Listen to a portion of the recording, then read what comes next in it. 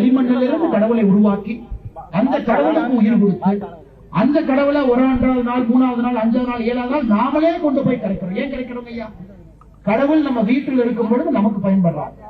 அதே கடவுளை ஊரில் இருக்கக்கூடிய குளத்துல கொண்டு போய் கரைக்கும் பொழுது கடவுள் களிமண்ணாக மாறும் பொழுது விவசாய பெருமக்களுக்கு பயன்படுகிறார்.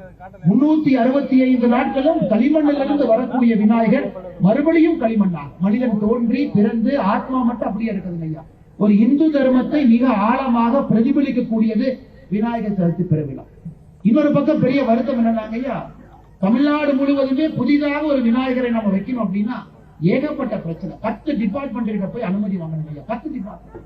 நாம ஏதோ தப்பு பண்ற மாதிரி, நாம ஏதோ கொள்ளையடிக்கிற மாதிரி, நாம ஏதோ தவறான ஒரு செயல் செய்யற மாதிரி ஒரு புதிய விநாயகரை வைக்கணும்னா 10 பேர்கிட்ட பர்மிஷன் வாங்கணும். 10 பேர். PWD department, electricity department, fire service department, காவல்துறை, தாசில்தார், BA 10 பேர்கிட்ட அனுமதி வாங்கி கஷ்டப்பட்டு ஒரு விநாயகர்.